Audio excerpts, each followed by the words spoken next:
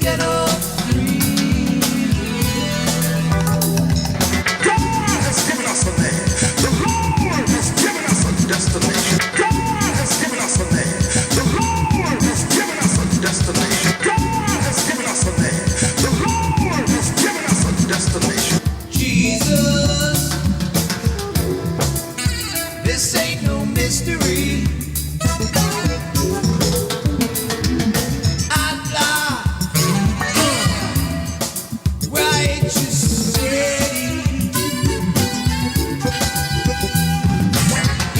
To the west side, river to river. Jesus. I'm here because I am a roaring lion crying out righteousness. Welcome, everybody, to the Trust in the Lord Hour. I am trusting in the Lord. I pray that you are doing the exact same thing. There's no other way to be happy with Jesus than to trust and obey. You've heard me say that 1,000 times now. And I got a feedback from Evangelist Brown, who said that I have said trust in the Lord more than 1,000 times over the past 18 years.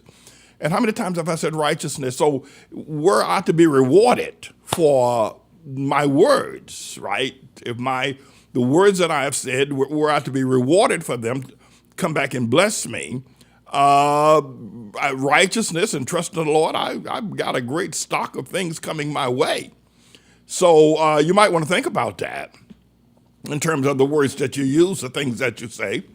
I probably have some things that probably folk want to get back at me for things I've said. But I want to continue our teaching about how to have long life and length of days, favor, and health and full barns. As we stated some time ago, that Shekinah cloud of glory has moved, and I am concerned that some people are in need of direction. And I would say this, that Evangelist Brown, if you're listening, I would say this, that when the Shekinah cloud of glory moves, those that were let's put it in a graphic way. Let's say the Shekinah cloud of glory, and by the Shekinah cloud of glory, I mean the cloud that was with Moses and the children of Israel out in the wilderness. By day, it was a cloud that moved as the 1.6 million escapees out of Egypt moved. It moved along with them. If they were able to walk 10 miles that day, the cloud moved 10 miles. But at night, the cloud became a pillar of fire, and it stayed still over the camp, so they would have lights over the camp of the 1.6 million people out there in the wilderness at night. So they had light by night and then the sunlight by day, but the cloud moved. Unfortunately for the nation of Israel, they kept going around in circles. They didn't really make any direct crossing of Transjordan until after 40 years. So over the 40 years, they went around in circles. So they did go back to the same place they were at, like the place of Elam or some of the other places that they were at, probably several different times. However, what I want to say is that in my ministry over the past 40 years, that I'm not going back to the place I was 40 years ago.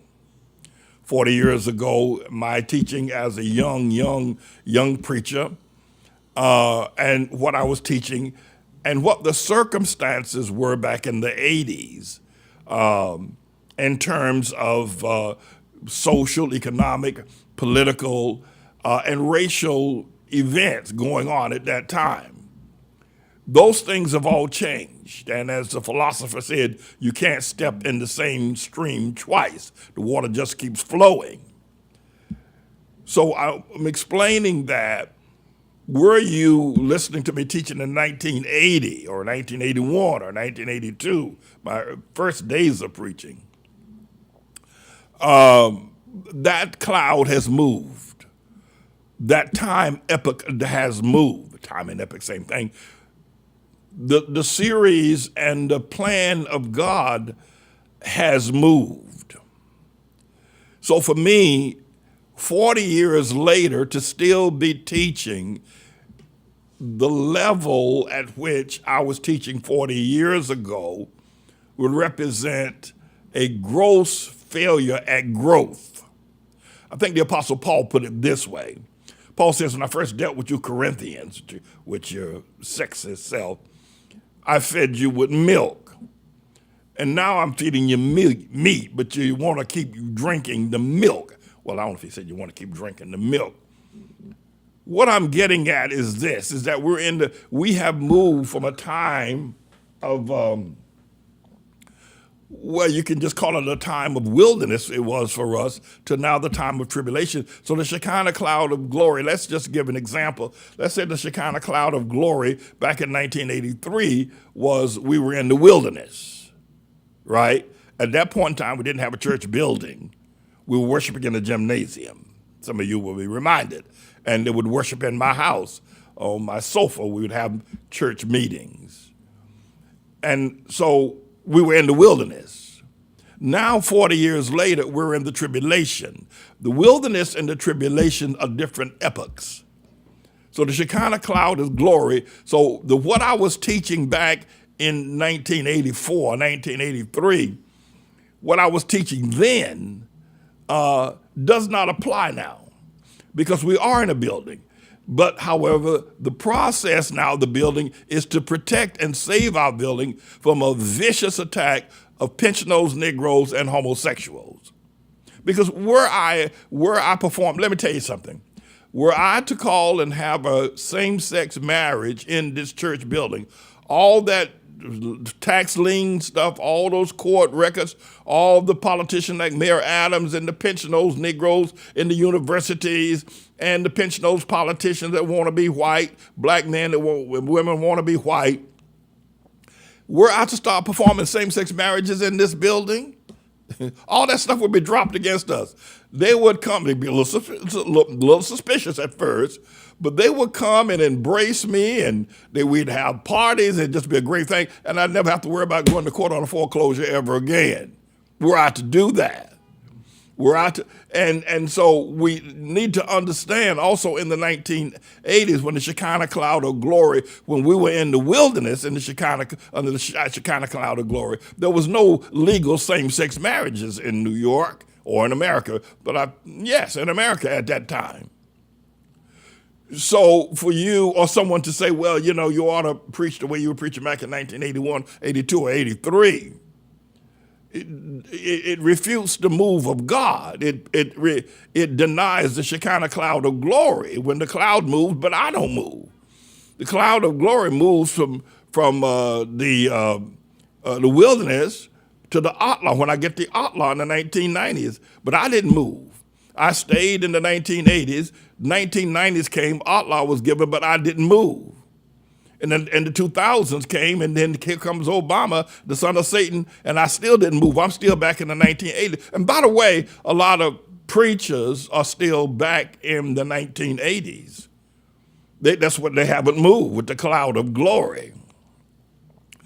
Is that important? It certainly is. But the other item, imagine were I to, I suppose if I decided, got to get a public statement that anybody wants to get married, same-sex marriages, two men want to get married, I'm available to do it. Two women want to get married, I'm available to do it. Come to the Outlaw Church, I'll counsel with you, and I'll perform the wedding ceremony. Imagine that if I did that or said that, it would probably take some time for people to believe that I would actually do it. So probably people think I would never do it. And many would be suspicious.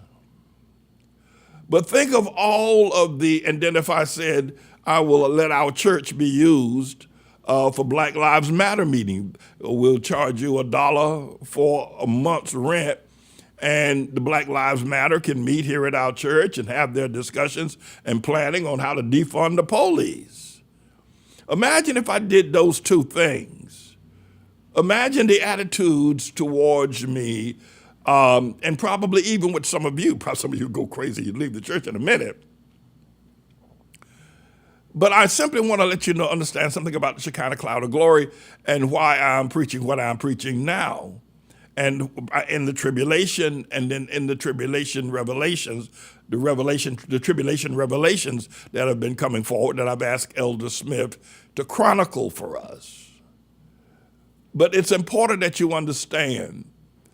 And it's important, for instance, I think I got a call a couple of weeks ago, at least Elizabeth got a call a couple of weeks ago from one of our former members from 30 years ago, back in the 1990s or 1980s, really, from Dave Labata, who lives up in Westchester County someplace. He since got married and whatever he's doing now. And he said he was coming back to the church. He didn't come.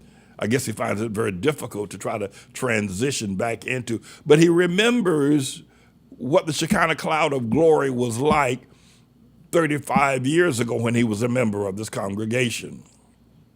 Well, that cloud has moved, but I'm sure he has kept online and probably listened to me, maybe not every day, but I'm sure he's very much aware of what we're doing. I'm sure he's very much aware that I'm now running for the mayor of the city of New York. I'm sure he's pretty much aware of the fact that I am we've been in a foreclosure fight for 18 years. I'm sure he's aware of all of that, and people maybe he's discussing with some other former members as well.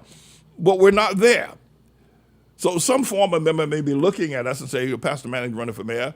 He might win. You never count Pastor Manning out. It's a long shot, but he says don't laugh, and he just might win. Someone would say, don't count Pastor Manning out. He just might become your next mayor. And they might want to find a way to regroup themselves, but they realize that I'm not at the place I was when they were here 20, 30 years ago, that the ministry is different. And not only that, but their lifestyles are different, and probably people that were here and then left the fruit of this ministry, left the spirit of this ministry, probably got sucked back into the world in many ways, probably got sucked into Obama, probably got sucked into believing same-sex marriages. They probably got sucked into a lot of things. While they remember the joy and the spirit and the warmth and the love and the education that they got while they were here, they got sucked back into the world. So now they have conflicting interests, because their interest from years ago, if they came, they would be hearing, I would be preaching against probably their every thought and their every idea. But it is possible to reunite. It is possible to reunite with the ministry. And of course, if you've been chosen, and you know that you have been, but you made a mistake. You made a mistake, and you wish to reunite, then it will require of you great humility. It will require great humility. And I can tell you that the Shekinah cloud of glory is going to move again as more earthquakes take place and as tribulation trump. I think the thing that's going to be really fascinating is when MAGA wakes up and realizes that Trump is a skunk that played them and just pimped them and made them look stupid. Never cared anything about them, and they were running around worshiping the son of the servant of Satan. When they wake up, and they're going to do it, and they'll probably do it within the next 6 to 7 months, it's going to be another major earthquake in America, and probably what Jesus was talking about, earthquakes in diverse places, and I would say of diverse sorts. Because Trump don't care nothing about these white men and white people in the South. This MAGA, he don't care nothing about them. The irony of it is, 15 years ago, they knew that back in 2015. They knew that Trump was an ivory tower, gold toilet, blonde, bleached hair, liar, 3 marriages, hypocrite, con man, that they wouldn't walk across the street to spit on. Them boys from down in Arkansas, Tennessee, Kentucky, Alabama, Georgia, Florida, Texas, they wouldn't walk across. But all of a sudden, the Southern Baptists endorsed him, and they got this homosexual prophet named Clement and a bunch of other people, and then their fear that black people are going to rule the world in the next 40 years, their fear of that, they fell down at Trump and kissed Trump's feet. It's the silliest thing, and they're going to wake up and realize that they're some of the biggest fools. You're going to see a lot of white men committing suicide, driving their truck off the Tallahatchie Bridge. Yeah, they're going to drive off the Tallahatchie Bridge because they feel, how on earth did I get myself sucked into the rear end of Donald Trump? They're going to try to figure out, what on earth was I thinking about to praise this man, to vote for this man, to die for this man, this gold toilet, blonde hair, bleached hair, con man, 3 marriages, pathological liar, rapist. And Billy Joe gonna say, how on earth he gonna drive his truck off his F-150 off the Tallahatchie Bridge? Because when they wake up, this is gonna be one of the, if you will, most unsettling times in America that we have ever seen. When MAGA wakes up and figures out they were right about Trump in 2021, in 2010, 2011, they were right about him. Their father, everybody knew Trump was a skunk. And then all of a sudden, they got sucked into his rear cheeks. And it's going to be a mess. So at that point in time, what should I be preaching?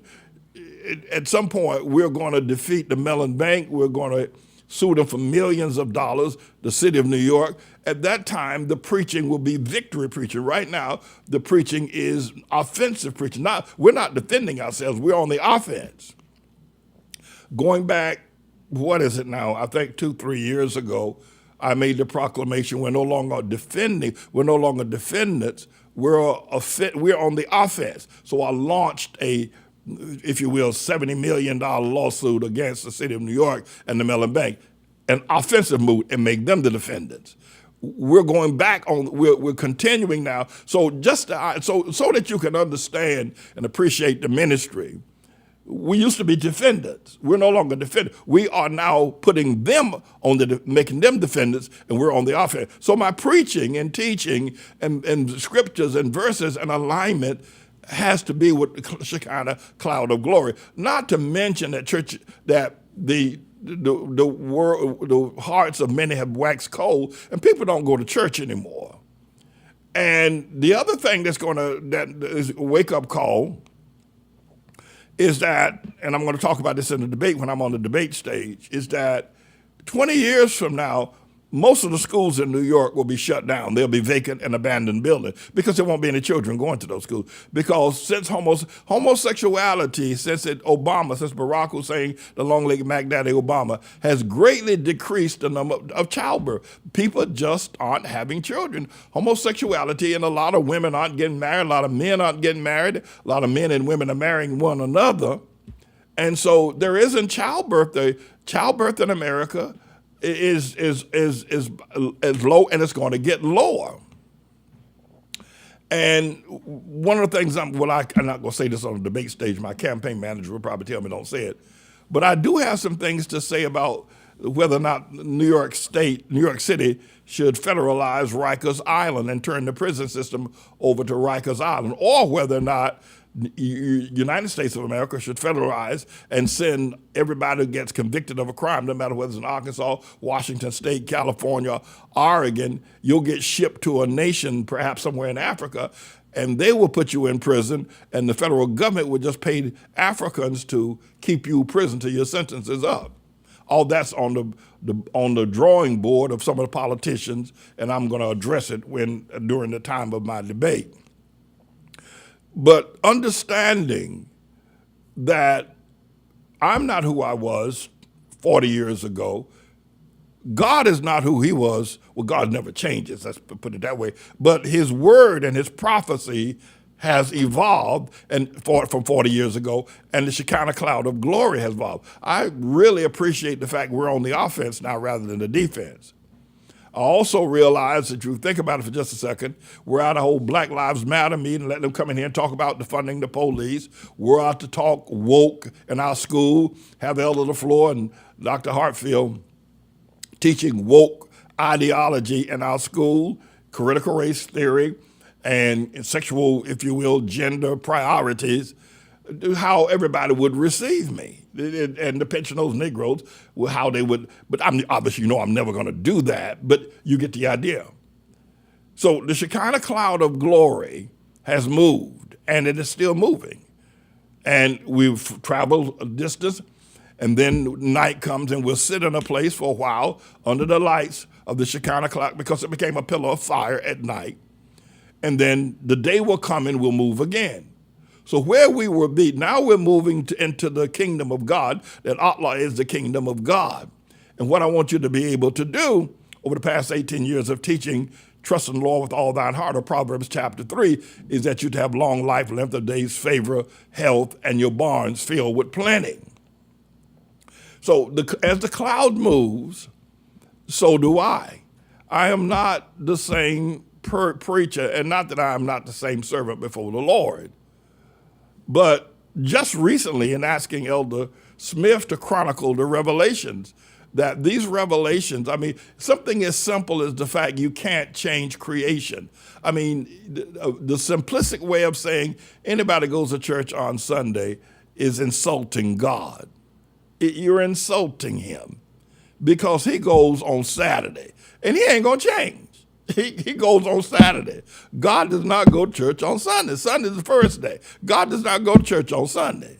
He doesn't go to temple on Sunday. He doesn't go to the mosque on Sunday. God doesn't go on Sunday. He doesn't do it. But you do.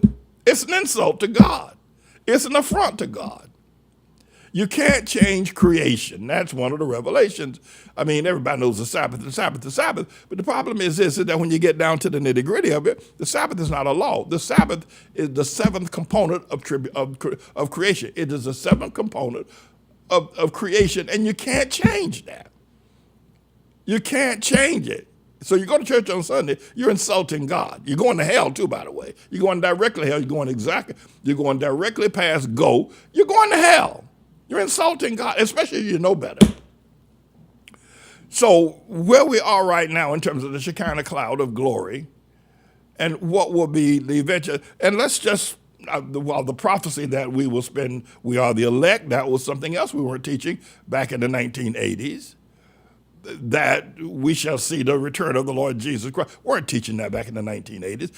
So anyone who maybe now is listening, and you've been listening regularly, and if you've grown with us, I don't know if Dave Lobotta, he listens every day, but if you have grown with us, then you can kind of integrate yourself back into the process. But I would demonstrate very little growth if I had not matured and became a preacher of meat rather than milk that I taught when I was just a little boy preaching. So it's important that we grasp all those things. We're living in a very different world from the 1980s. It's a very, very different world. And we have to move with the cloud. God does not leave himself without a witness. And I would venture to say that many of the pastors that did not grow, did not move, many of them have died or their ministries have faded. And but you got to move with the cloud. So my position here is first to address a number of people. I am now running to be the mayor of the city of New York. And I'm not running as a politician. I'm running because I'm going to put the Mellon Bank in the city of New York and the gentrifiers, I'm going to put them on defense. I held a meeting some time ago, my first political move, which is a fairly significant political move, if you'll remember, called No Do Nor Rain. Now, I didn't go national, but it was a political move. And I had never thought about doing a political move. Some people said I was a populist, and they didn't say I was a Democrat or Republican. That was a populist move. But I made a defendant move on the city of New York and the gentrifiers. Now listen to this. 20 years later, has it been 20 years? Yeah, just about 20 years now. I'm now going to make another political move. So running for the mayor of the city of New York is not my first political move. It's not. In fact, I made a political move when I went down to Gettysburg to call black and white people together for a racial reconciliation at that great killing field down in Gettysburg. That was the second political move. Now I'm on my third political move. So if you are looking at, well, Pastor Manny, you're making political moves. This is not my first political move. It isn't. Running for mayor. And who knows what will happen after this. I said yesterday, and people's hair caught on fire. I said yesterday, give me the office of the mayor of the city of New York, the second most powerful and iconic power position in America. And if Trump does, I will expose him, and he's talking about running for a third term. I will run against him and win the presidency. I'll become President Manning. people's hair caught on fire. I mean, first of all, they were extremely jealous and disturbed by the fact that I possibly could become mayor. Because right now, there's nobody out there that can beat me. Not Andrew Cuomo, not Eric Adams, not any of these other wannabes. There's nobody out there that can beat. There's nobody with the talent. There's nobody with the background, with the ability, with the strength, with the stamina, or the community. There's nobody out there. I can win the office of mayor. And people realize that. And they're a little bit on the edge to see me go up to that position. But then I said I could leave that position because the president of the United States, people's hair was on fire. I mean, people had to be rushed to the hospital of fear that I might become the president of the United States. They had to run to the hospital. And by the way America is divided right now, and especially when MAGA comes around and recognizes that they got sucked into Trump's rear cheeks. So this is not my first political move. And the Shekinah cloud of glory now is that I'm going to put the Mellon Bank and all the gentrifiers, all the developers, all the politicians, including David Dinkins, who is dead now, but I'm going to put them all on defense. I'm going to put them all, as mayor, and that's what started this whole business about me being mayor. And I'm going to defend the poor people. I'll be rich people's mayor. They'll have to call me Mayor Manning, but I'm going to defend poor people, which is something I've demonstrated 40 years. And I've never turned to the right nor to the left. I have supported poor people. I've fed people. I've educated children. I've demonstrated a community leader. I've built up the community. I've kept people out of jail. I'm going to continue to do that as the mayor. And I have a track record that's impeccable. I mean, it's absolutely impeccable. If you look at what I've done over the past 40 years, I was communicating with my campaign staff, and I told them, every time you talk about me, every time you talk about me, never fail to tell the public that I've educated over 500 New York City youth, graduated them from Otler High School. Many of them have been accepted at Yale, at Juilliard, at Cardozo Law, New York University, and a ton of others. Don't ever not say that. Don't ever not say that. That's so important. That's what I've done. That's my achievement. That's power. That I've actually come up out of the fields, the cotton fields of North Carolina, and have sent these young people through the Otler High School to these great universities. I'm better than Booker T. Washington. Lord have mercy. And then the other thing I don't care where you're at, whether you're in the bathroom or at the bus station, tell people that I fed over 2 million meals to hungry people and never took a dime from the city, the state, or the federal government. And I fed that's so powerful. I'm going to say it till the cows come home. And I want my campaign. Every time you open your mouth, tell people that's what I've done. Those two things. My track record is impeccable. The thing is, and I've just done it. I didn't do it because somebody told me to do it. For 40 years, I've housed the homeless. For 40 years, I've fed the hungry. For 40 years, I've educated the children. For 40 years, I've done this every day for 40 years. And look at the success that we've had. Tell it. Every member of the church ought to stand on the street corner. And when I send the campaign people out to get people registered to vote, the first thing they're going to say out of their mouth is that I've sent children, I've educated children accepted at Juilliard. I've educated children accepted at Yale. The first thing out of their mouth. The first thing is standing on the corner with Vote for Manning campaign. The first thing out of their mouth ought to be, the second thing out of their mouth is that I fed 2 million meals for 40 years now. I've never turned anybody away from my door. For 40 years. That's the first thing out their mouth. Whether I'm a Democrat, Republican, not. Don't we discuss that? The first thing out there are these two power things that I've done. And I've done it for 40 years with no help from the government and no help from the community, by the way. No help, just the help of God. So it's important that the cloud has moved. And so is the church ready to move with my now running to be the mayor of the city of New York? The cloud is moving. So we went down to Gettysburg to have a racial reconciliation meeting. All right. The cloud is moving. The cloud is moving. And I'm moving with the cloud. I'm moving with the cloud as it moves. And as it moves, it doesn't go backwards. We're not going backwards. We're going further. We're going higher. And in the process of the last epoch has been the 18 years of Proverbs chapter 3, verses 1 through 12 that we have been focusing on, and I'm going to bring it up in a few moments. But that has been, those 18 years of my teaching have undergirded and supported the fact that I'm yet still alive by simply trusting in the Lord, because the times were very difficult. I think also during the past 18 years, I have never been attacked the way I was attacked. I mean, when I was down in Miami Beach that Saturday night down there, and the Miami Beach police beat the living daylights out of me, cracked my rib and my teeth, sent me to the hospital for a couple of weeks. Okay, all right, they did that to me.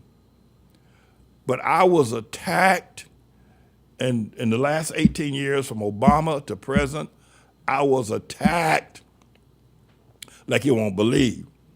And the kinds of attacks that came against me were designed, and people thought I was going to go. People thought that was it for man, and he's gone now. That's it for him. That church, that meant he's gone.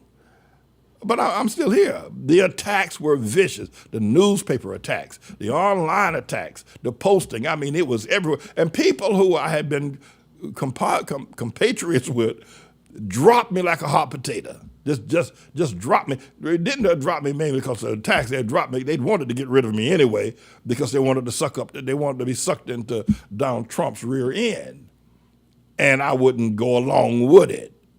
So they found this as a way to say, okay, we can drop him now, and then picked up Trump, who is a rapist, a con man. They went with him and dropped me, which I thought was absolutely hilarious in terms of the fact that their priorities and their sense of honor. But I do want to say that the Shekinah cloud of glory has moved, and it's moved to now me being the mayor of the city of New York. Here, let me do something. I want to ask the engineer to bring up a donation chart. I'm going to ask him to bring it up for just 1 second. I need to say this to you about your support for me as the mayor of the city of New York. And if he's got that donation chart, to be able to bring it up, and you can put it up full screen. That's right. Thank you very much, Mr. Engineer. Manning for me a donation chart. New York City requires I raise $250,000. Now, going back 4 years ago, I was raising funds for the foreclosure, remember? And now the Shekinah cloud of glory, and I learned things about raising funds for the foreclosure. Now, talking about fundraising, I basically stay with the Word of God. But here, New York City requires I raise $250,000 to qualify for campaign matching funds. And let me tell you what that means.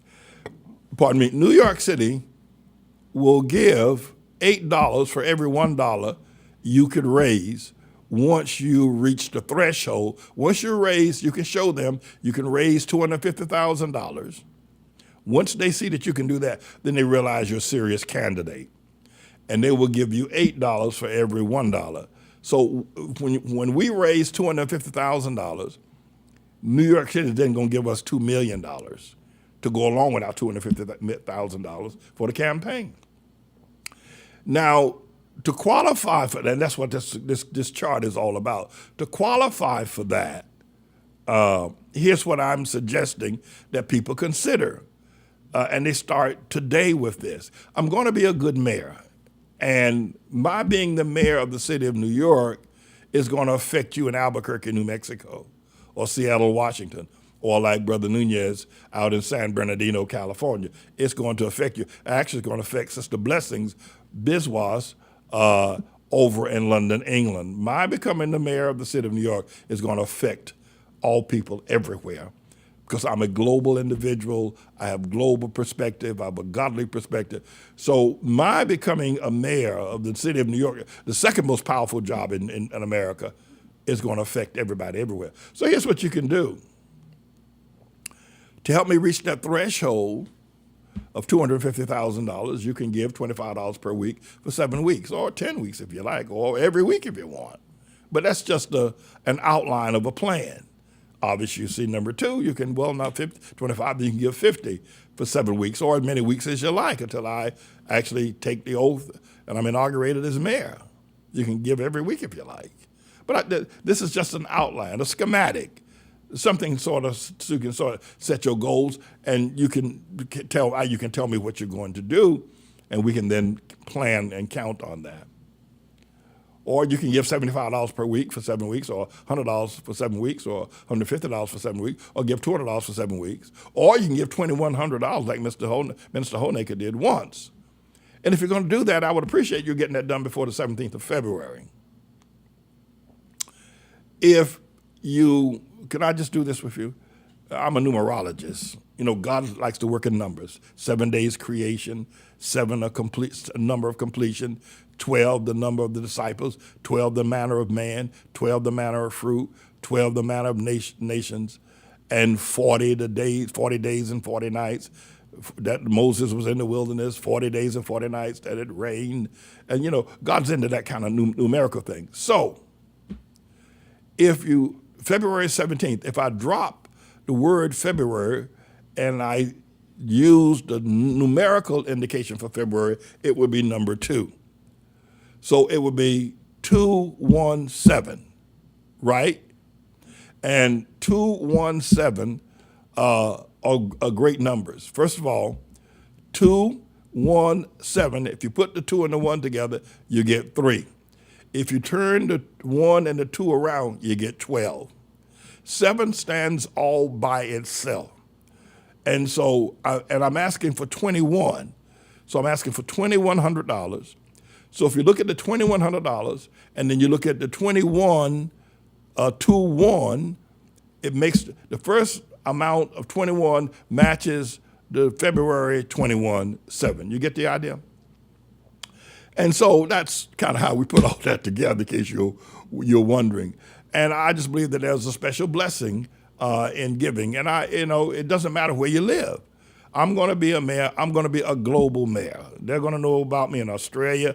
My policies here in New York are going to affect people and wherever people love the Lord God Almighty, wherever God has the elect. My being a mayor is going to affect people no matter where you live. Now, I'll be inaugurated in the city of New York, but it's going to be a global position and a global platform. New York is a global city. Everybody knows it. It is the most sought after city on the planet. It's a global city. And to be the mayor of a global city is people have not been able to activate it as much as I'm going to activate it. So it doesn't matter. If you live in London, you can donate. You know, if you live in Australia, you can donate.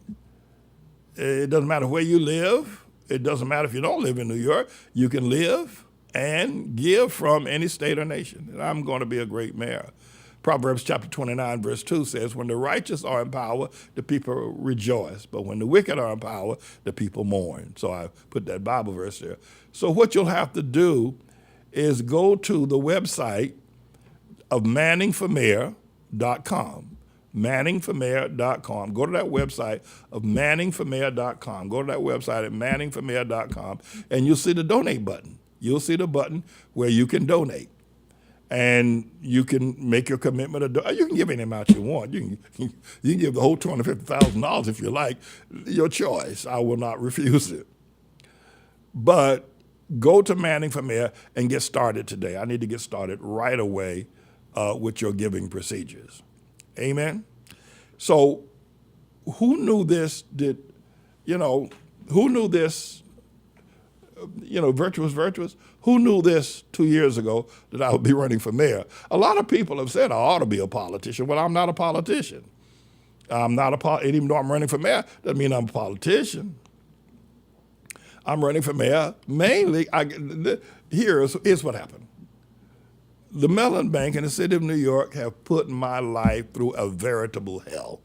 Put the life of this church through a veritable hell. And they thought they could just run over me and run over all the people of Harlem. These developers have come up here and taken people's property and have created more homelessness than you can shake a stick at. Well, one of the ways of dealing with that is to be the mayor of the city of New York. And that's one of the reasons why I'm going to do it, to put them on to expose what they've done. And also, I'm going to expose Donald John Tribulation Trump. I'm going to expose him. Probably by the time the inauguration, the election will not happen until November of this year. By that time, MAGA would have figured out Donald Trump is a skunk. And they're going to need to be somebody to calm America down. Because when those white boys recognize that they let this gold, blonde, bleached hair, gold toilet, ivory tower, con man, pathological liar, and rapist suck them into his rear end.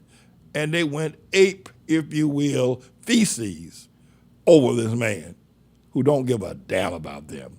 In fact, he laughs at their handkerchief head, how country they are. Trump laughs at them. And they just, the devil got a hold of, and when they find that out, I don't think Trump's life will be safe here in America, because those boys like to carry those AR-15. And I'm not wishing any ill will against transgender Tribulation Trump. I'm not wishing any ill will against him. That's not what I'm saying. I'm just saying that when they find out, I don't think Mar-a-Lago will be a safe place, or any place in America will be safe for Trump. When those MAGA boys find out what big fools that they've devoted their lives, got their wives to bow down and bend over for Trump, and he don't give a damn about them. He laughs at them when he has his Big Mac hamburgers and his Kentucky Fried Chicken. He laughs at those white boys for bowing down to him the way. And when they find that out, they're not going to be very happy. So we're in the position now, Mr. Engineer, at the point where I need to pull up Proverbs chapter 3. And the Shekinah cloud of glory has moved. It has moved. And I don't know, Mr. Engineer, before we pull up Proverbs chapter 3, I don't know if you have the video of my asking Mayor Adams to set our church free. You have that. Again, the reason why I'm running, one of the reasons why I'm running for mayor is because the Mellon Bank needs to be brought. That $1 trillion asset institution needs to go into bankruptcy. And I'm going to do everything I can to put them in bankruptcy within the next year. I am. And all the developers that came up here and stole and robbed, and as they went, stealing poor people's property, destroying generational wealth, going to put them in jail and bankruptcy too. And as the mayor, I can do it. As a pastor, but as the mayor, I can do it. And so I'm do it in defense of the poor people that have been ripped off by these banks and by these politicians as well, that have worked hand in hand to rip off poor people and take their money. But I want to put this into, I'm trying to get this cut down to a 60-second ad, and I want to get it up on CNN and New York One News and Fox News by the 17th of February. That's why I need you to give and start giving now. I want to cut this down to a 60-second ad, and I want to put it up on CNN, Fox, and there's a New York One station you probably don't know about if you're not in New York. And I want to run it for 7 days, from the 17th to the 24th of February, as my first television ad that I will launch. So I want you to take a look. So look at this and then go to manningformayor.com and start giving. If you can give $2,100 now, do it. If you can give $200 now, and then every week for the next 7 weeks, do it. But this is what I want to run on CNN, Fox News, and New York One. Mr. Engineer, let it run. Mayor Adams, you have the authority in your hand to release our church and school from this discriminatory tax lien law and the foreclosure actions that the courts have enjoyed. Show some support for working class people and set our church free. I mean, Eric, and I went down to City Hall and asked him to do this. He refused. So on the campaign trail, you're going to hear me talking about on the campaign trail, you're going to hear me talking about that I asked Mayor Adams, and he could have said, he could have just, I decided he could have come to our pulpit, call a press conference, and say, courts, Mellon Bank, set this church free. The city will be responsible. He could have done all he could do that right now. And we have served over 2 million meals to the city of New York. Never asked for a penny. No federal funding, no state funding. We have graduated over 500 students out of our schools. No state funding, no federal funding. And yet, I asked him to set our church free from this water and sewer bill, and he won't do it.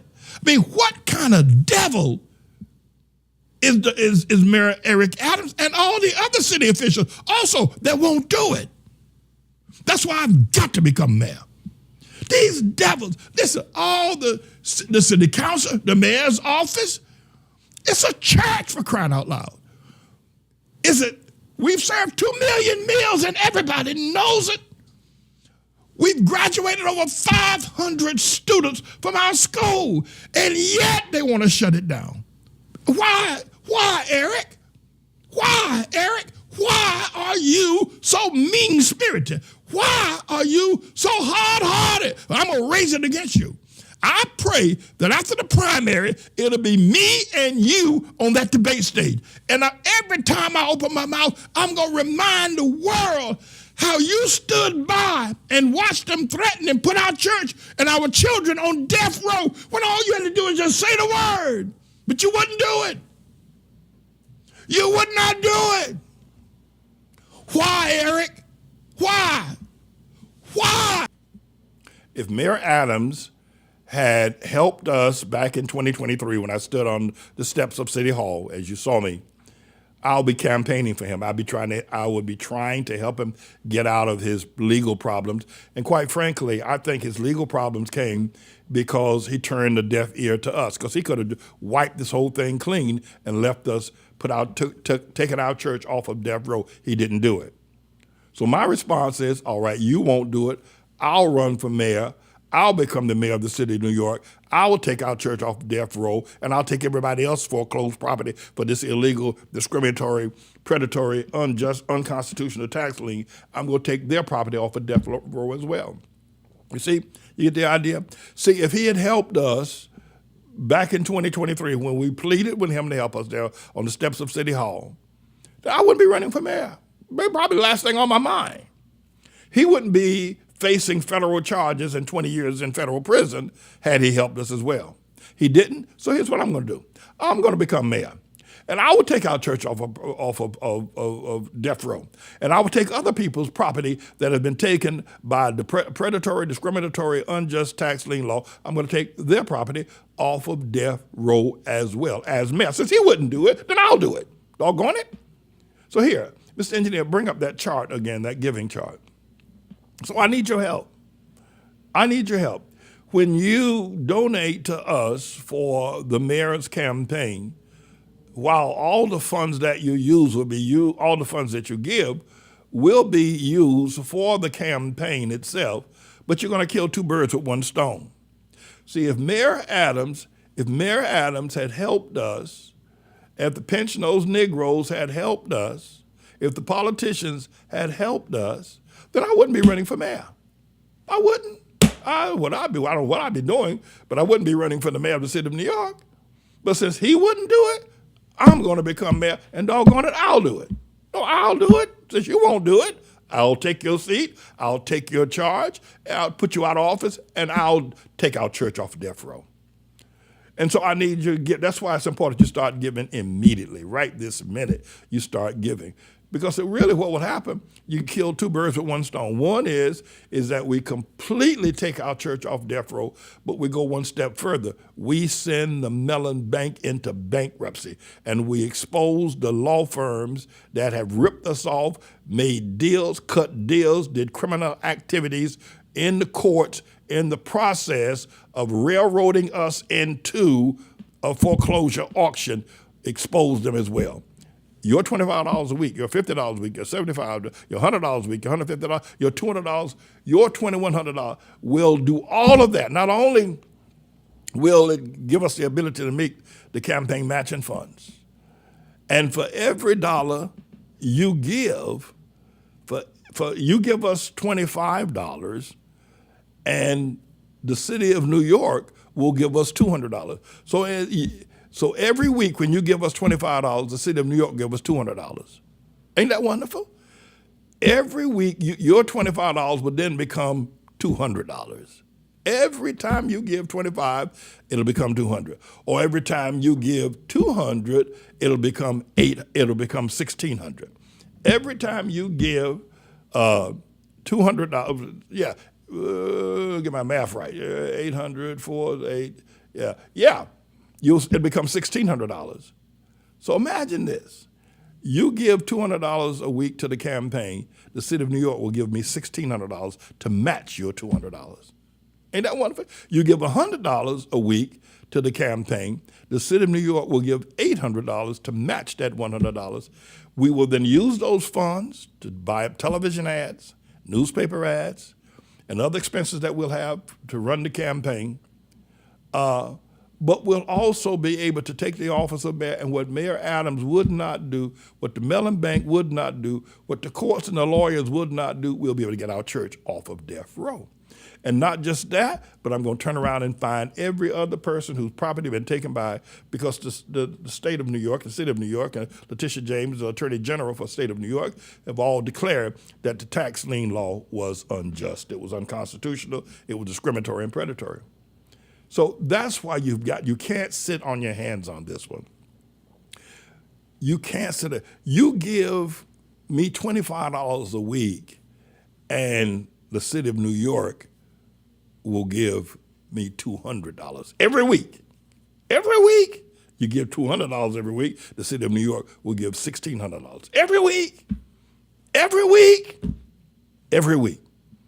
And so it's very important that you understand the process of what's taking place here. Amen? All right. So, Mr. Indian, now we can bring up Proverbs chapter 3. What's happening on the street? Looks dusty out there. Just my glasses maybe need to be cleaned or something. So the Shekinah cloud of glory has moved. The Shekinah cloud of glory has moved from my no dew nor rain, perhaps my first political event. And not that I'm a politician, by the way. I'm not a politician, but it was a political event. To Gettysburg racial reconciliation twice, 2 years we did that. Though I'm not a politician, it was a political event to bring America together, bring Republicans and conservatives and Democrats and right-wingers, left-wingers, bring them all together, bring them down to Gettysburg and bring them together.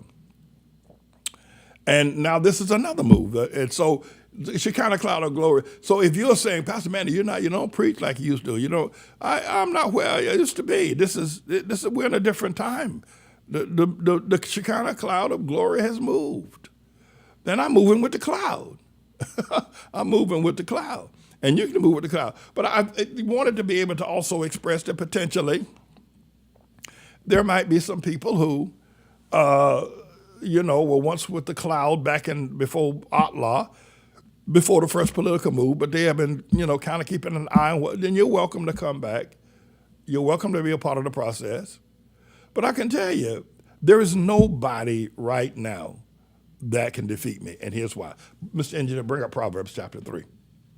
My son, forget not my law. That's the law of God, the law of Moses, the great law that God gave to Moses on Mount Sinai. But let thine heart keep my commandment, and that I have done from day one. From July 3rd, 1976 to present, I have kept the law in my heart. Length of days and long life, which is what I have. I have length and long life, and I got peace. The Lord I got that. That's what the law has. Now, you can run away from it, say you don't have to keep the law. You're no longer under the law. The law was a shadow of things to come. You can talk all that stupid tobacco, snuff, dip, and talk all you want. Go ahead and die early with your rotten self. Die, get in the grave, and rot.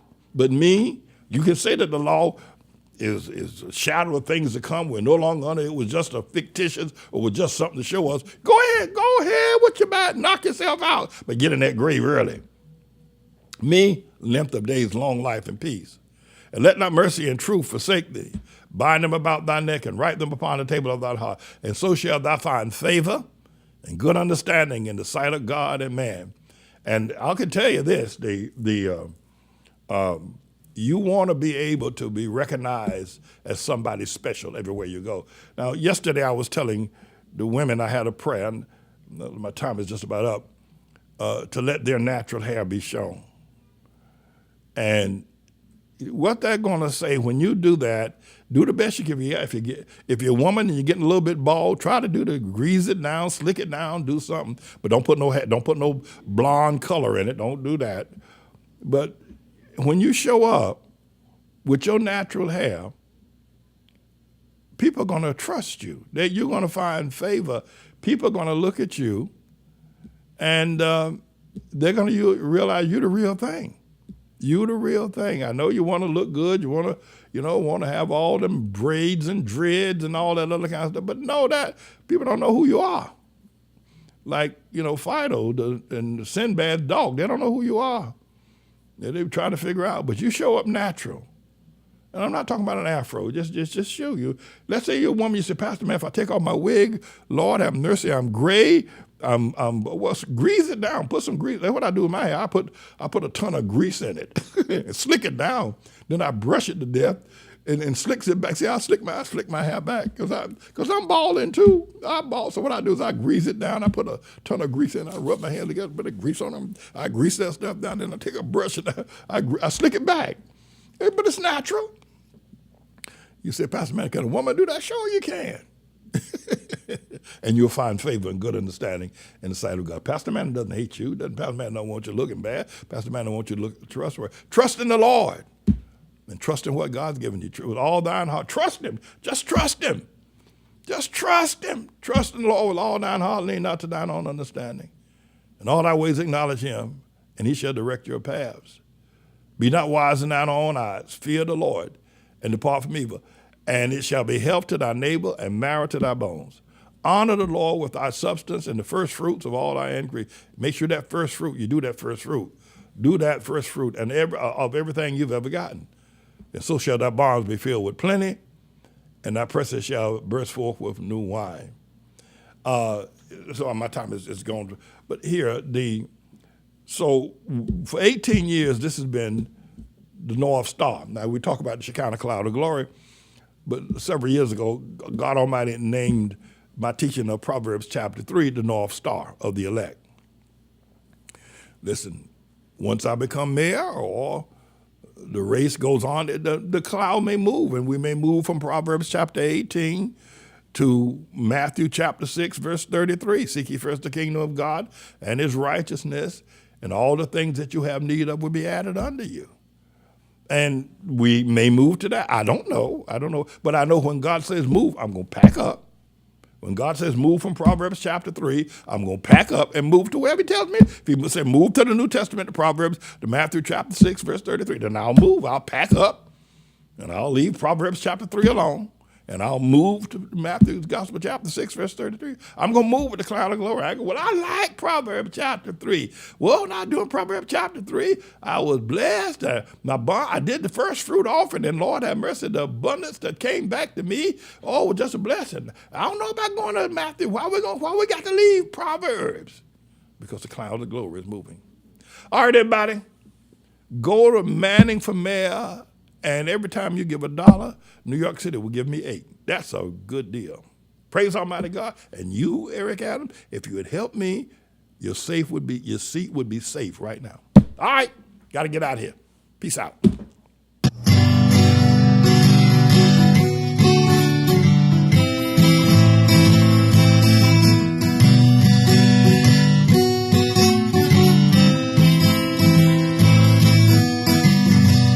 One day I will say Jesus. One day I'll see the angels too. One day I will say Jesus. One day I'll see the angels too.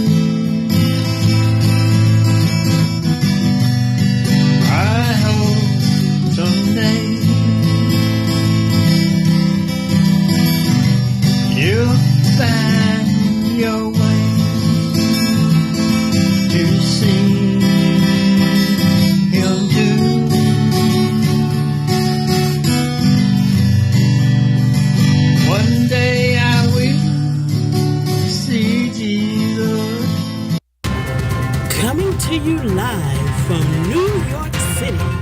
It's the Manning Report with your host, Dr. James David Manning.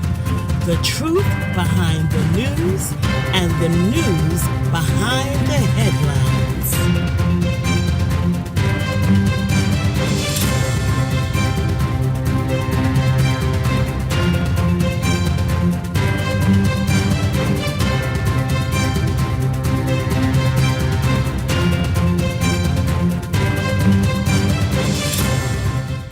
I'm here because I am a roaring lion crying out.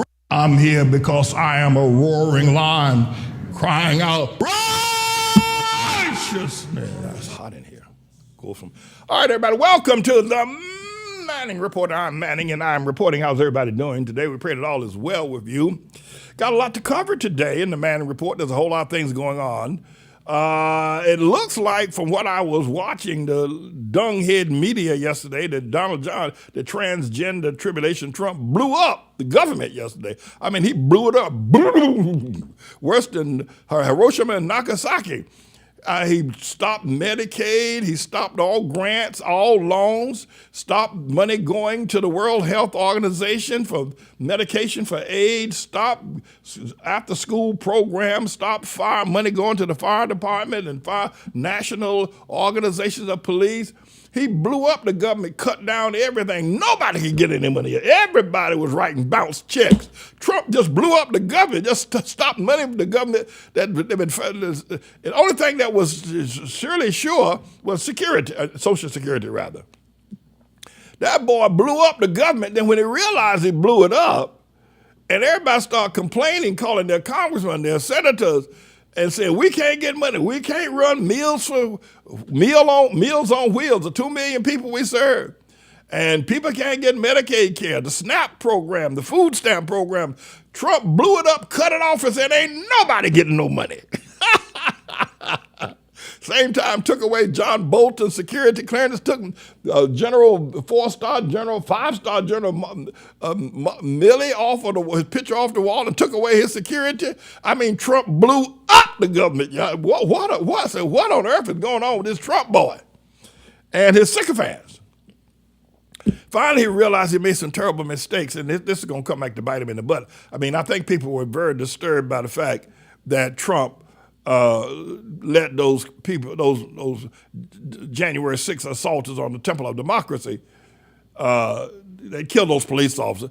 I mean, there are people that are upset with Trump. Now, they don't want to say it publicly, but they thought that was a bad move. I mean, even though there were people who actually were at January 6th and who were with that group, but they didn't beat police officers. And police officers, you can't kill a police officer and then get pardoned. You can't do that. And 5 police officers died directly or indirectly of what happened on January 6th. And Trump just said, walk free. He's in trouble. But he's going to be in more trouble, as I pointed out in one of my earlier segments, is that when MAGA finally wakes up and realizes, like yesterday, grandma, Billy Joe's grandma down there in Arkansas and Mississippi, he a strong MAGA supporter, F-150 truck, got Trump's bumper sticker everywhere. He got Trump's guitar. Though he don't play basketball, he bought a pair of Trump's sneakers. He goes to church at the First Baptist Church there in Little Rock, and he brings the Trump Bible. But yesterday his grandma told him that she couldn't get any food services. Grandma told him that her Medicaid was gone, that Trump took away her Medicaid. Billy Bob, he likes Trump and everything, but the whole night you're messing with my grandmama. You're messing with grandma. Grandma can't get Medicaid. My grandma can't get drugs. Grandma can't get attention. And the Meals on Wheels that is serving grandma here ain't coming no more to feed her. Trump, you can't do this. You can't do this, boy. So he tried to walk it back. Trump tried to walk it back. He did. He tried to walk it back, and they even took the Medicaid portal. There's an online situation where you can go online and draw down your money for Medicaid. The government has this. I've never done it, but I surmise from what they've said. You can go on, put your like it's like a credit card or something, or a bank card. You put your security number in, put your account number in, and you can draw down money from the government, right? You can have that money transferred from the government fund at the right appropriate time. And yesterday was a day a lot of people was transferring money, and they went to try to get their money. It was like you went to the bank and you gave your bank card to the teller and say you want, $40. You say you ain't got no money in the account. What? See, no, I had $5,000 in this account yesterday, which you say you ain't got it in there now. Your account is closed. People were blowing up all over America yesterday because everybody's account was closed. People were trying to get money to make payroll, trying to pay rent, buy food. Get medical care at the drugstore. They went to the drugstore to buy drugs, and their card didn't work. And Trump did it with his stupid self. He is about one. Listen, I'm telling you something about Trump. All Trump wants is money. He's a psychopath. You ever see these James Bond movies where they got this weird villain and all he wants to do is rule the world, and he's going to turn the whole world upside down except James Bond will stop him, Only James Bond can stop him because he's the man that has a one-track mind and doesn't understand the rest of everybody else got to live in the world with him. Trump is a psychopath. And he's a good one. He's a psychopath. He only wants money. He don't care nothing about you. He don't care nothing about, he does want to have sex with his daughter, Ivanka, which is pretty sick and pretty weird, but men do that. But he don't care nothing about his wives. That's why he's been married 3 times. He'll probably get married again. And he don't care nothing about women. He don't care nothing about the fact that Pete Hegseth raped people. He don't care nothing about that. You think someone say, well, you raped a woman, man. What's wrong with you, man? I be doing that to women are precious jewels. You can't be raping women, man. What's wrong? Trump don't care nothing about men that rape women. He likes to rape them himself. So you got to understand something. He only wants money. And he doesn't want friendship. He doesn't want your friendship. Trump don't want to have dinner with you. Don't want to come to your family reunion or your country fair. He just wants money. And the presidency, so what he's doing is that he fired 17 of the general inspectors who keep a dog eye on these various departments, of the government, make sure they're not getting kickbacks and overspending and overhiring and a bunch of other stuff. So you have general inspectors, they do that kind of, he fired all of them. So now he can just walk in and take what kind of money we want. You can just walk in now and say, send this money to this one, send this money to that one, send this money to Saudi Arabia, send this money over here to Kim Jong-un, and nobody can stop him. Right? So that's what you got when you voted for Trump. And he told you he's going to do it. And doggone the boy, he blew the government. Everybody's hair was on fire yesterday. A little bit of hair I got, mine was on fire. Yeah, that's right. So we got the Manning Report, and I got a lot to talk about today. I'm going to be telling you about the donation plan that we have for my mayoral campaign. In the last segment, I was talking about how I've transitioned from the No Do No Rain, which is a political event, and to the Gettysburg Racial Reconciliation Healing, a political event. Actually, I tell you what, I held a trial. I did a protest march. So, Elder Butler, if you're listening, and Virtuous if you're listening, I've had several political events. I led a protest march around Columbia University for 7 days. And you were with me, Virtuous, you were with me. But I did that for 7 days. That's a political event. Yeah. So it is say, why is he running for mayor? He done gone to politics. Listen, I'm not a politician, but I've done several political. Listen, I led a 3-day protest against the BMW place down on 57th Street. They're making sure that MSNBC fire Al Sharpton. Fire Al Sharpton. Fire Al Sharpton. Process hair. Virtuous, you remember that? So for anybody to roll up on you, Elder Butler, and say, well, why is he not getting involved in politics? Well, I've been, I'm not a politician, but come on. So it isn't just 3 political events. It was No Do Nor Rain, fire Al Sharpton, put Obama on trial right here in the Outlaw World Missionary Church. That's right. The Gettysburg Racial Reconciliation Healing Meeting, right? And now the mayor. So really, if so sometimes people have to just stop and explain things to you, right? Because if you're not watching carefully, the reason why you're saying I'm becoming a politician and I'm running for mayor is because I have kept my dignity and my reverence and my position as a servant of the Lord. That has been so overwhelming. You didn't see what I was doing as political and as a politician, and I wasn't. Ain't that true? Come on now, you can talk to Pastor Manny. What I did when I marched around Columbia University, what I did when I put Obama the long-legged Mac Daddy on trial, what I did when I fired Al Sharpton, what I did with No Do No Rain, what I did with the Gettysburg Racial Reconciliation Healing, I maintained my presence as a pastor, as a community leader, as a man of God, so proficiently and so proudly and so visibly that you didn't see me as a politician, and I wasn't. And I'm going to do the same thing with being a mayor. Come on, everybody.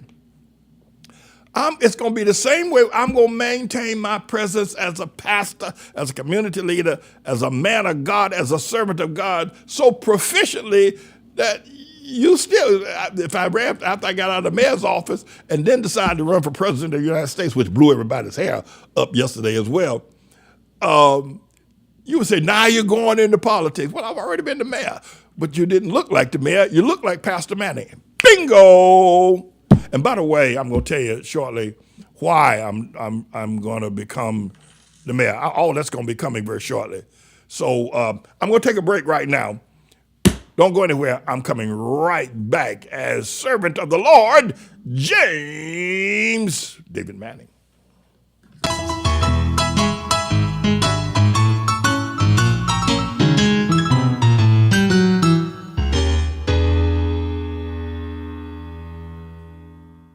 Mayor Adams, God told me to say to you that if you would come to this church and call a press conference and say, as the mayor of the city of New York, I'm asking that the Outlaw World Missionary Church, the Bethlehem Community Baptist Church, that they be set free from this lien that has plagued them for so many years.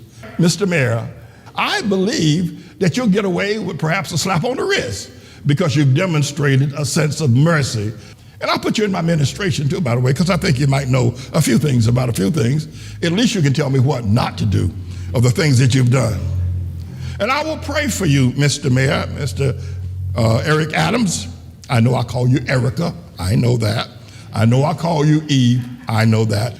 But right now I'm calling you Mr. Mayor, and I'm giving you an opportunity. Now, Mr. Mayor, you only have 30 days. You have just a couple of days after my birthday coming up in February to make up your mind, to figure out how to get this done. After that, the invitation is then rescinded.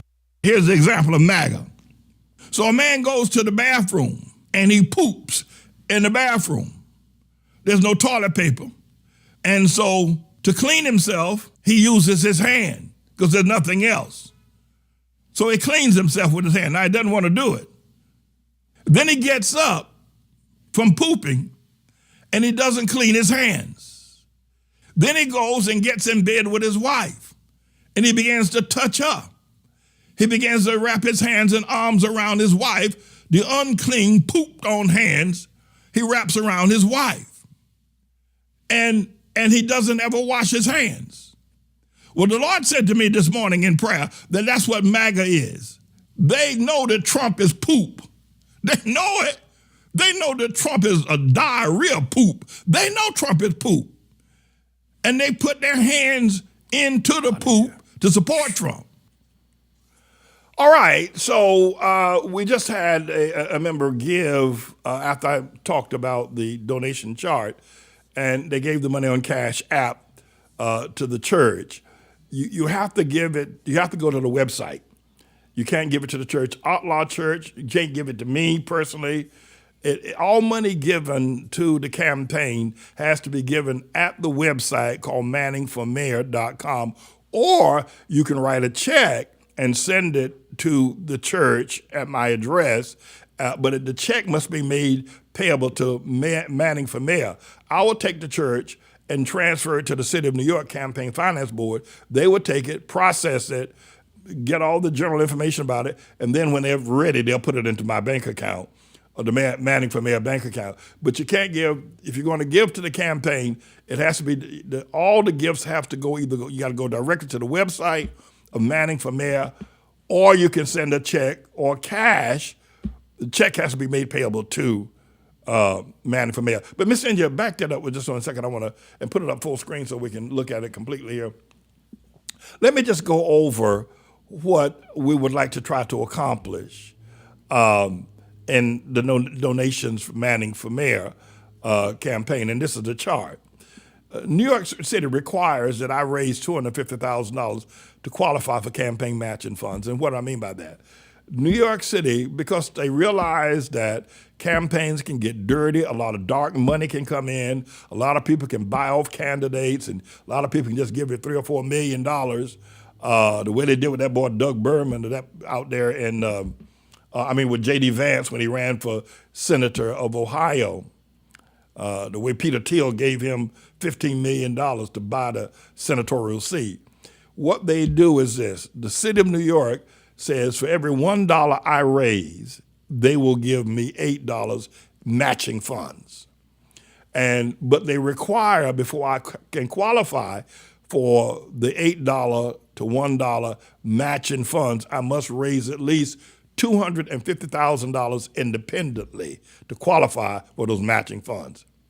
Once I reach the threshold, have demonstrated that I have raised $250,000, they will then write a check to me for $2 million because they're giving $8 for every $1.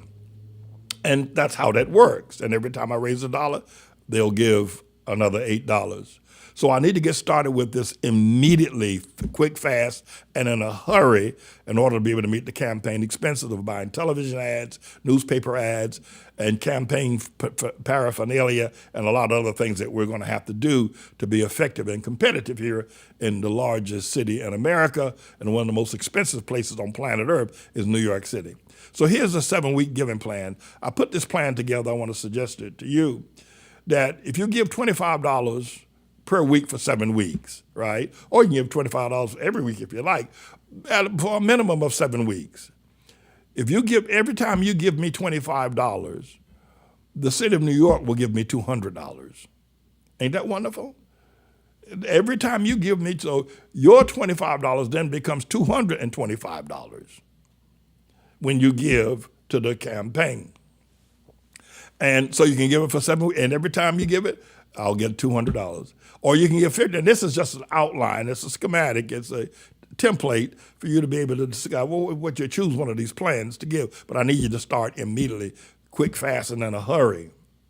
Let's say you get $50 per week for the next 7 weeks.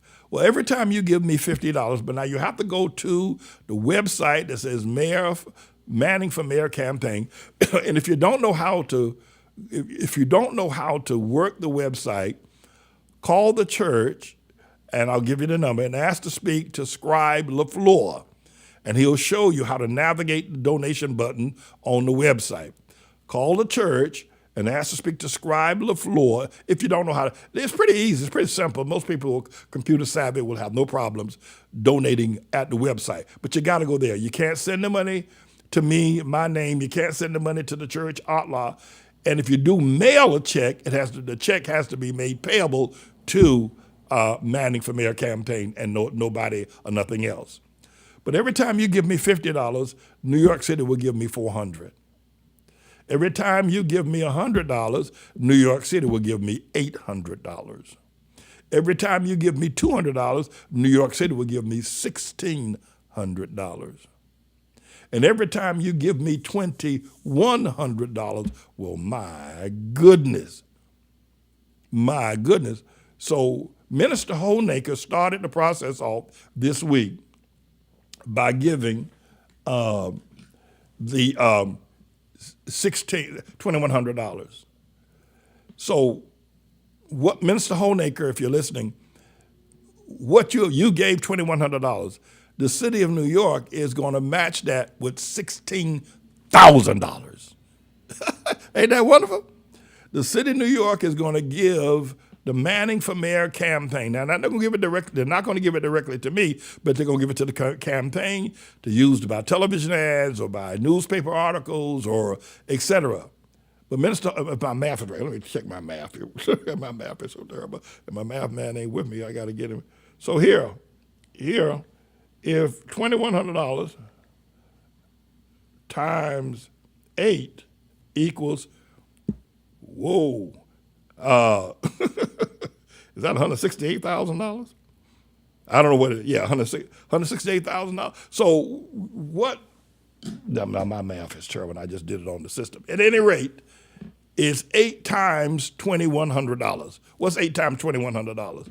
Minister Naholnaker, that's what you just gave us. You gave us $2,100. The city of New York is going to give us 8 times that much. And if you give $25, the city of New York is going to give us 8 times. Now, what'd you get over there, Mr. Engineer? What'd you get? You didn't check it out. But you get the idea, all right? So now, but you must go to, Mr. Engineer, scroll down further. You can't give it to me. You have to give it to Manning. Write the check has to be for Manning for Mayor campaign, or you must go to our website at Manning for Mayor campaign, and make hit the donate button, and it'll just walk you through a few simple steps. And the other thing is that if you're going to give the $2,100, I would pray you would give it before the 17th of February and have a reason for doing that. So numerical reason is the 12, the 7, the 3, all those biblical numbers have to do with why I said by the 17th of February. And we want to be up on the air by then. So it's important that if you're going to give that, but you can start your $25, your $50, your $75, your $100, $150, your $200. You can start that today, quick, fast, and then every week, just chime in with your gift to the ministry. But you have to do it at the website. And it doesn't matter if you don't live in New York. You can live and give from any state or nation. You can give from Europe. You can give from China. You can give. I heard Sabbath told me that. A man who's Chinese man that comes to our church, that he walked in the other day to the breakfast program and said the news is spreading in China that a pastor from Harlem is running for the mayor of the city of New York. They're talking about it over in Beijing. They're talking about it over in Beijing. And I'm going to be a great mayor. I'm going to be a mayor, though I'm the mayor of the city of New York. My leadership is going to affect people globally, and I'm going to be a great mayor. The Bible says in Proverbs chapter 29, verse 2, that when the righteous are in authority, the people rejoice. But when the wicked rule, the people mourn. So you must go to Manning for Mayor. Put that up, Mr. In there. You must go to manningformayor.com. Manningformayor.com to make all your gifts. Or you can mail to the church, but the check must be made payable to Manning for Mayor, not James Manning, not Outlaw Ministries. The check must be made payable. And the city of New York has to process it. I don't process it. The city of New York processes it, and then they deposit the money into our account once they finish the processing fee. But, we can raise the $250,000. The city of New York will give us $2 million right away. And every time you give $25 to the campaign, the city of New York gives us $200. So if you give $50, I'm repeating myself now, every week the city of New York will give us $400 for the campaign. So I need you to get on board now. I'm going to be a good mayor. You're going to be blessed by, and let me tell you this, I said that this is not my first political move. I've had several political moves. The campaign against Al Sharpton, the campaign against Obama, the march around Columbia University, the No Do No Rain, the Gettysburg Racial Healing and Reconciliation event. But I can tell you this, that I probably wouldn't be doing this if when I went down to City Hall 2 years ago and I asked Mayor Eric Adams to set our church free, because he's the mayor. By the executive order, he could have set our church free from this draconian, discriminatory, predatory, unconstitutional tax lien law. He could have, by executive order, just set us free. He turned a deaf ear and completely ignored us. So I said, all right, okay. okay, you won't do it, then damn it, I'll become mayor and I'll do it. I'm going to take your seat, take your office, take it away from you. The power and the privileges that you had to help me and a bunch of other poor people, you refuse to use it. And so I'm going to take it. I'm going to take the office of mayor and I will set our church free. That one of the first things I would do as a mayor, a decree, is to decree what New York City and the Mellon Bank have done against us is criminal. And they knew it was criminal. They even knew while they were prosecuting that the law was unjust, unconstitutional, yet they persisted in the courts nonetheless. It was criminal what Mellon Bank, and Mellon Bank needs to file for bankruptcy. You wouldn't do it, Mayor Adams. Go to jail for bribery, conspiracy, and all the other things that you've done, molesting people, sexually perverting. Go to jail, Eric Adams. I will be mayor, and I will set us free. Mr. Engineer, I did a video. Could we bring that video up that I did? But everybody, you need to know, Eric Adams could have solved this 2 years ago. He wouldn't. So now, okay, you won't do it, then I'll become mayor, and I'll solve it. Run that video, Mr. Engineer. Mayor Adams, you have the authority in your hand to release our church and school from this discriminatory tax lien law and the foreclosure actions that the courts have enjoyed. Show some support for working class people and set our church free. I mean, you know, all Eric, and I went down to City Hall and asked him to do this. He refused. So on the campaign trail, you're going to hear me talking about, on the campaign trail, you're going to hear me talking about that I asked Mayor Adams, and he could have just, I decided he could have come to our pulpit, call a press conference, and say, courts, Mellon Bank, set this church free. The city will be responsible. He could have done all he could do that right now.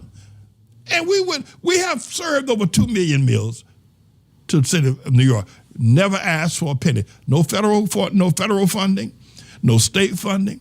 We have graduated over 500 students out of our schools. No state funding, no federal funding. And yet, I asked him to set our church free from this water and sewer bill, and he won't do it. I mean, what kind of devil is Mayor Eric Adams and all the other city officials also that won't do it? That's why I've got to become mayor. These devils, listen, all the city council, the mayor's office, it's a church for crying out loud. We've served 2 million meals and everybody knows it. We've graduated over 500 students from our school, and yet they want to shut it down. Why? Why, Eric? Why, Eric? Why are you so mean-spirited? Why are you so hard-hearted? I'm going to raise it against you. I pray that after the primary, it'll be me and you on that debate stage. And every time I open my mouth, I'm going to remind the world how you stood by and watched them threaten and put our church and our children on death row when all you had to do is just say the word. But you wouldn't do it. You would not do it. Why, Eric? Why? Now, I need you to go to manningformayor.com and start donating right away. And let me tell you why. I want to do an ad buy from three channels, CNN, Fox News, and there's a local news station right here in New York called New York One. Now, if you don't live in New York, you wouldn't know about it unless you have the app. And I want to do a 3-station ad buy and start running that particular ad you just saw. And I'm going to clean it up a little bit, make it work a little bit better.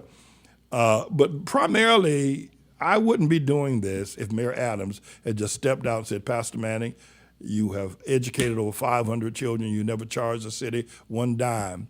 You paid for their meals, and they were accepted at Yale, at Juilliard, at Cardozo, at New York University.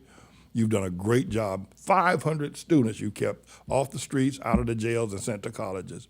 You've fed over 2 million meals to hungry people. You've housed over 1,000 people. Pastor Manning, the city of New York ain't got no business trying to, in conjunction with the Mellon Bank, trying to take your church. I'm stopping this, and I'm stopping it right now. He wouldn't do it. The nigga wouldn't do it. The nigga wouldn't do it.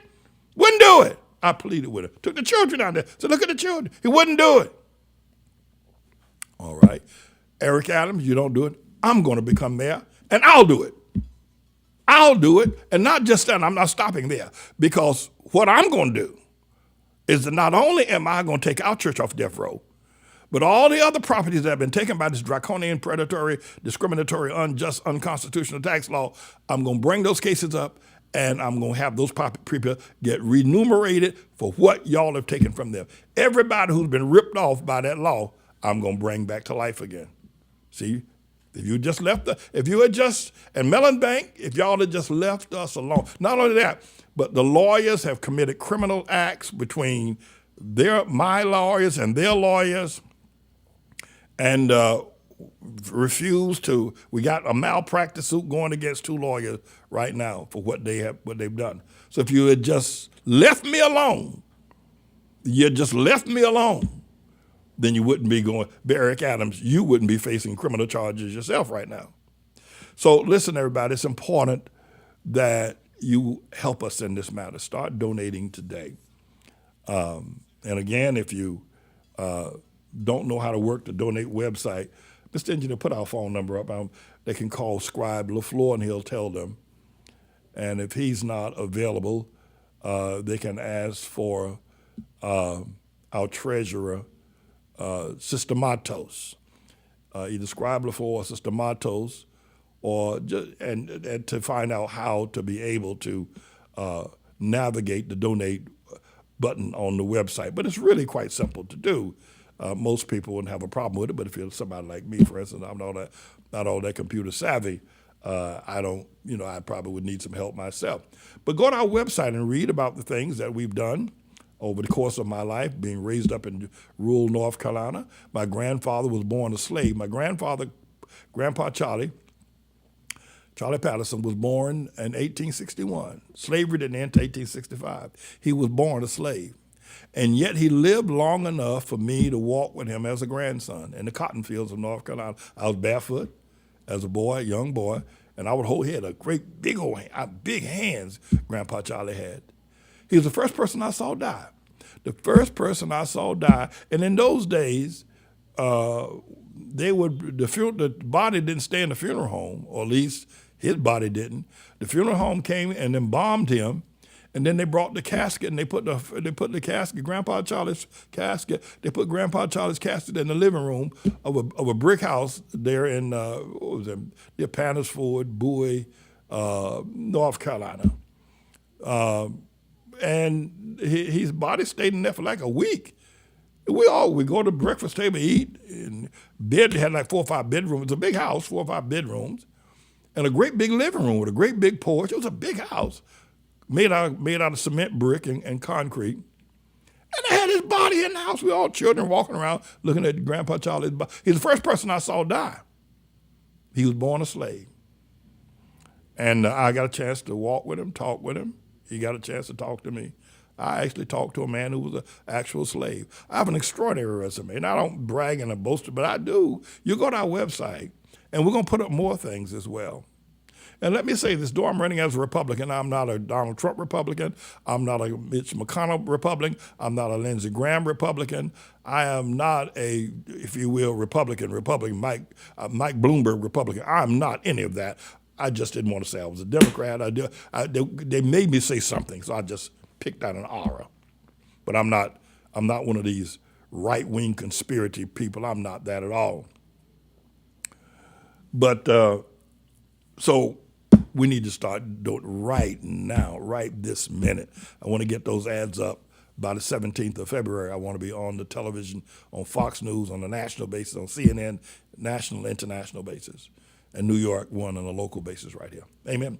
All right, everybody, so I'm going to take a break, and I'll be right back. Don't go anywhere. I got more to say.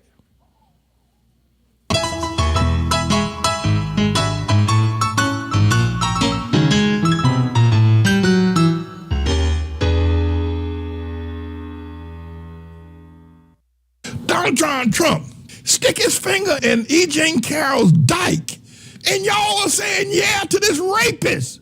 Just stick his finger in the woman's vagina while she's changing underwear. He's like a peeping Tom. Trump was like a peeping Tom. He followed around the store. He saw her in the lingerie department. And that's why he picked on her other than somebody picking out a pair of shoes. The woman was in the lingerie department. She picked out some nice lingerie, some nice panties, and took them to the dressing room. And he followed her to the dressing room. And the moment she unwrapped herself, he ran in and stuck his finger in her dyke. If this is the fool y'all got as president, this is the fool y'all gonna have appointing the defense secretary. This is the fool who sticks his finger in the dike in a public store, and y'all call him Mr. President. And then Jesus says, and behold, I come quickly. Now these are the last words of the Bible. Whosoever loveth and maketh a lie, like that Donald Trump. Send Trump! Send Trump now. Send the earthquake. Send the wars. Send him that loveth and maketh a lie. Donald John Trump. Barack Hussein, the long-legged Mac Daddy Obama. And the Spirit and the bride say, come. And let him that heareth say, come. Come quickly, Lord Jesus. Come quickly. Come. Send Trump. Send Elon Musk. Send the destruction. Send the devils. Send MAGA. Let them destroy. Send the earthquakes. Send the pestilence. Send the famine. Send Trump. Send Obama. Let them come quickly. To lift us up from off the ground, to bring the proud and mighty down, to heal our hearts when we don't understand. Yes, he's big enough to prophesy the future. Yes, he's big enough to cleanse the darkest sin, to stop the pain, to pay the price, to make the perfect sacrifice, that though we die, that we can live again. Yes, he's big enough. Yes, he's big enough.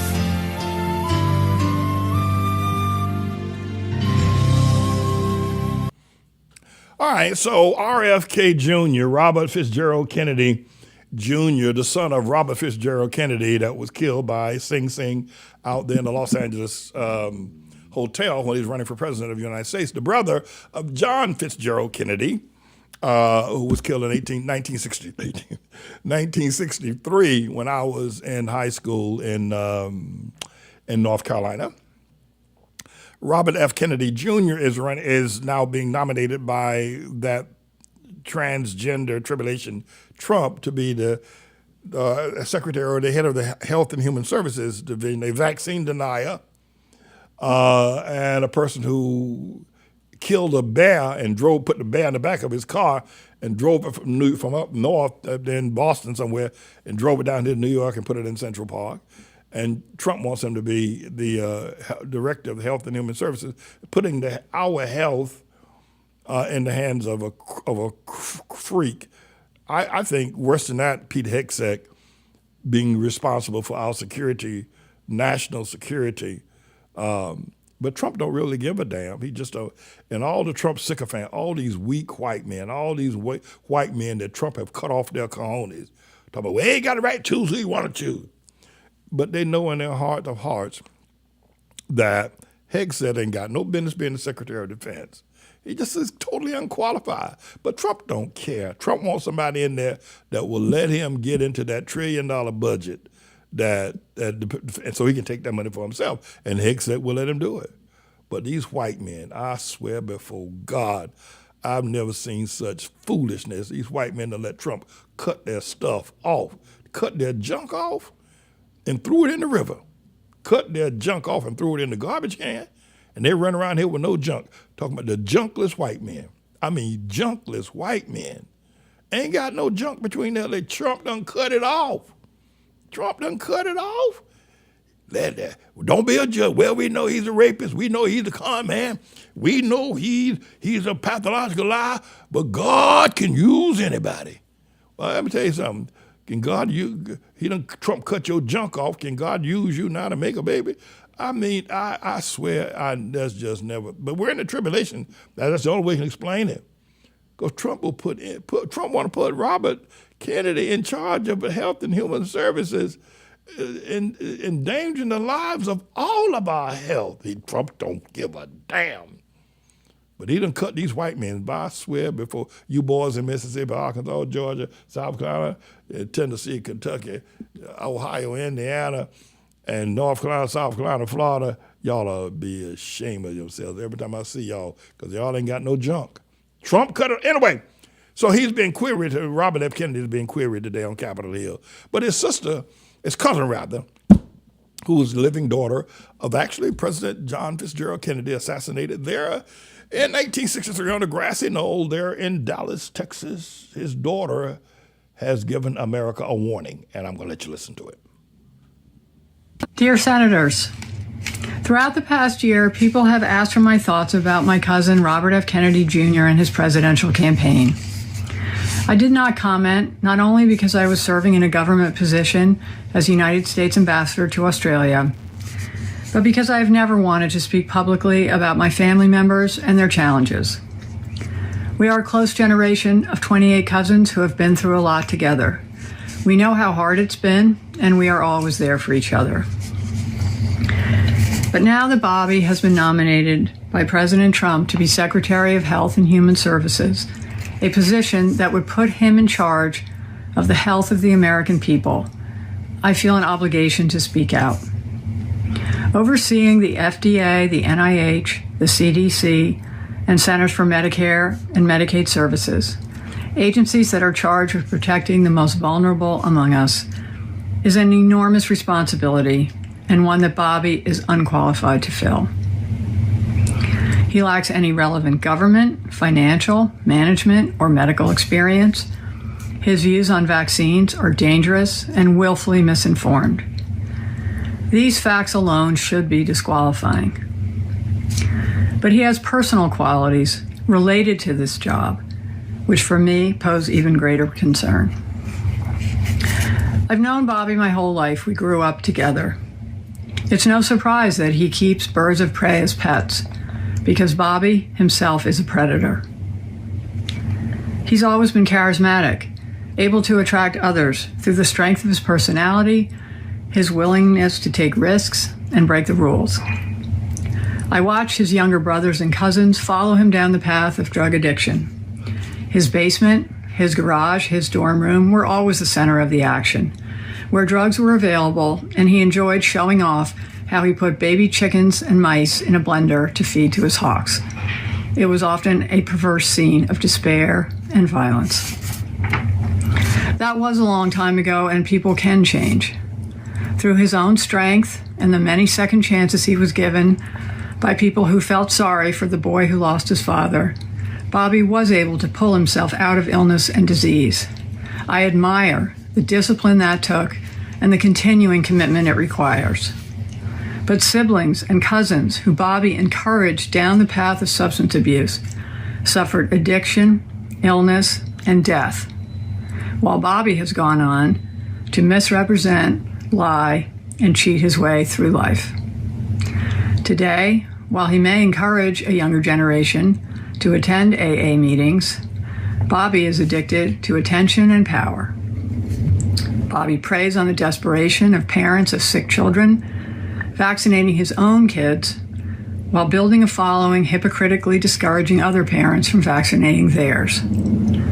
Even before he fills this job, his constant denigration of our healthcare system and the conspiratorial half-truths he's told about vaccines, including in connection with Samoa's deadly 2019 outbreak of measles, have cost lives.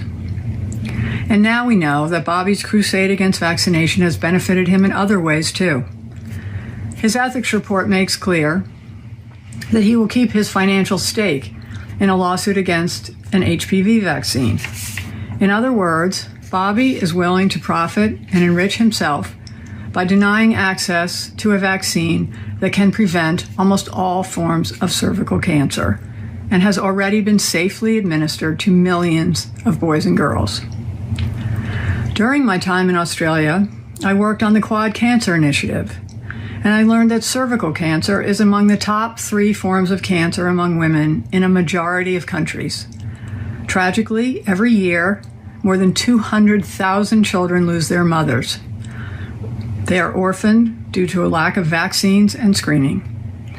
Those are the real-world consequences of Bobby's irresponsible beliefs. We are a close family, and none of that is easy to say. It also wasn't easy to remain silent last year when Bobby expropriated my father's image and distorted President Kennedy's legacy to advance his own failed presidential campaign, and then groveled to Donald Trump for a job. Bobby continues to grandstand off my father's assassination and that of his own father. It's incomprehensible to me that someone who is willing to exploit their own painful family tragedies for publicity would be put in charge of America's life and death situations. Unlike Bobby, I try not to speak for my father, but I am certain that he and my Uncle Bobby, who gave their lives in public service to our country, and my Uncle Teddy, who devoted his long Senate career to the cause of improving health care, would be disgusted. The American healthcare system, for all its flaws, is the envy of the world. Its doctors and nurses, researchers, scientists, and caregivers are the most dedicated people I know. Every day they give their lives to heal and save others. They deserve a knowledgeable leader who is committed to evidence and excellence. They deserve a secretary committed to advancing cutting-edge medicine to save lives, not to rejecting the advances we have already made. They deserve a stable, moral, and ethical person at the helm of this crucial agency. They deserve better than Bobby Kennedy, and so do the rest of us. I urge the Senate to reject his nomination. Sincerely, Caroline Kennedy. All right, I don't know a lot about Caroline Kennedy. I know that she was when she was her father was president, so she was in the White House along with her brother John Kennedy also, and she's not been in the limelight. Her mother, Jacqueline Bouvier Kennedy, has been off the scene for quite some time. But what I want to get at is that was a very poised, very thoughtful, very powerful, very clear statement that she made about her cousin Bobby Kennedy. She called him a predator and one who seeks the limelight, one who's disingenuous. And she just ripped him apart. She told the truth on him. And we'll see where it all goes. Trump's people don't care. I'm telling you, when these people wake up and realize that, why would you give the well-being of our health services, health and human services, to somebody like this kook? But Trump don't care. He just wants the money. He just wants the power. And he wants to put weak, inept, unqualified people in there who will not stand up against him. And you white boys that are supporting Trump, y'all gonna have a lot to answer to for Jesus. And this whole thing's gonna blow up. Trump's a damn fool. This whole thing is gonna blow up. It's gonna blow up in your face. You're gonna be the laughing stock of the world. They're gonna be laughing over you, laughing at y'all at Africa, you white boys, for being sucked into Trump's rear end. It's gonna blow up. Trump is not a stable individual. He is not gonna lead America into a stable position. All this stuff he's doing, it's gonna blow up in his face, just like what he did yesterday, blew up in his face. By cutting off and freezing all funds, it blew up in his face. That ain't all. You white boys. I swear, if anybody would told me that y'all could be that weak, that you would accept somebody like Pete Hegseth, Robert Kennedy Jr., to be in charge of our security and our health.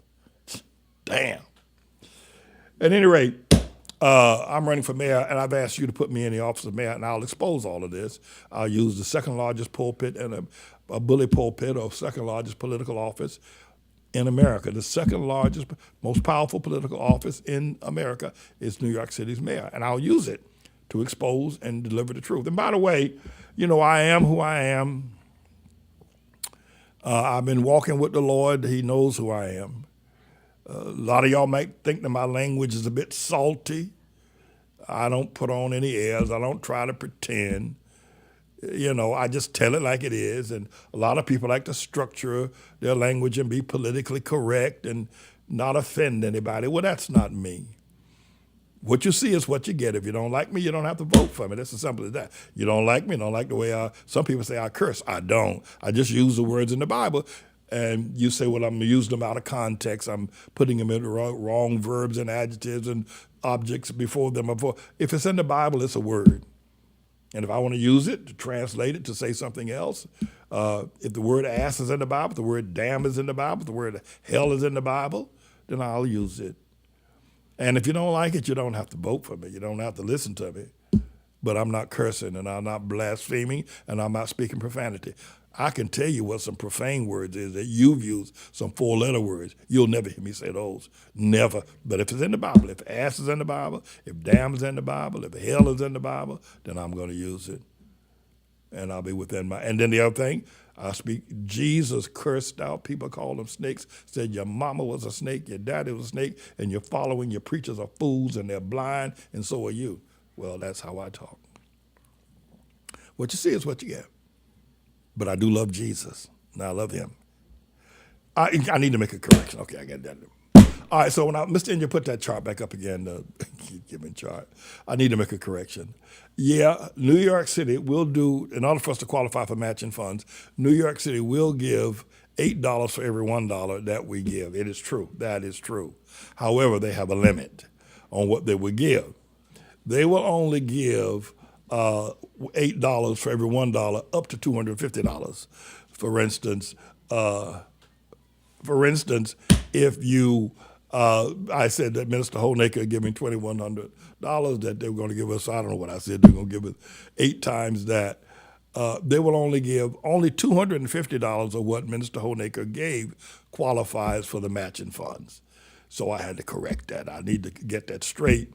And they will match funds, but the cap will be, you can give $10,000, well, they can't give, the cap that any individual can give to the Manning for Mayor campaign is $2,100. That's the most you can give.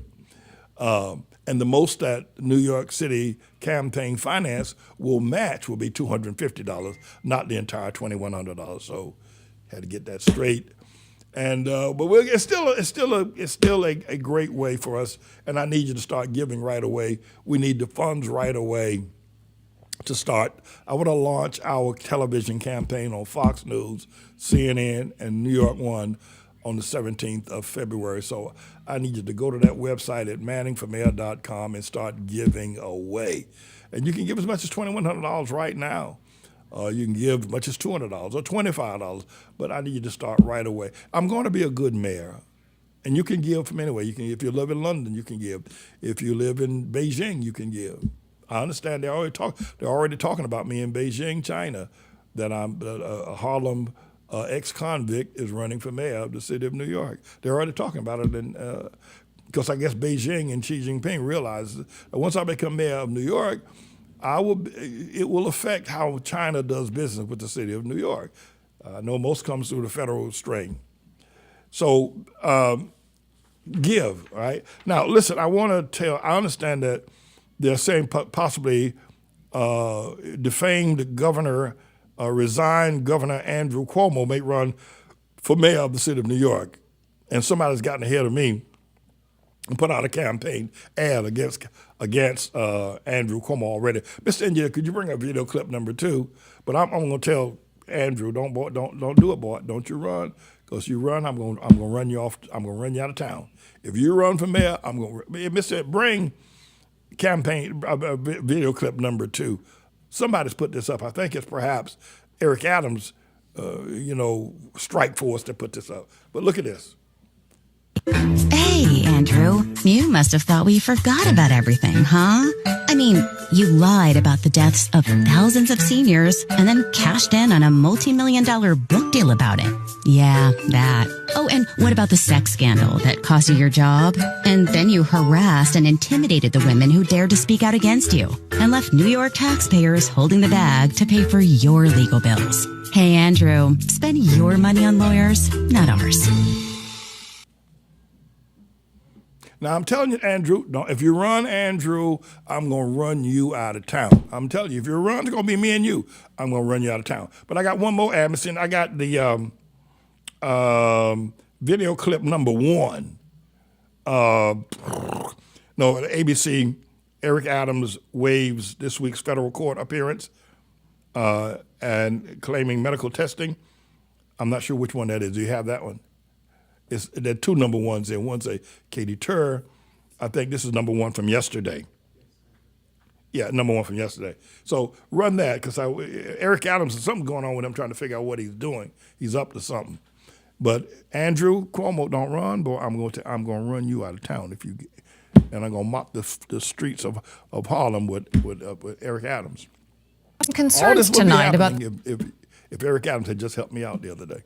the health of New York City Mayor Eric Adams. Last night, a spokesperson announced that the mayor has not been feeling his best and canceled his public schedule. Instead, he's going to undergo what's being described as routine medical tests. Eyewitness News reporter NJ Burkett is live at City Hall with much more on what he is learning tonight about the mayor's condition. NJ.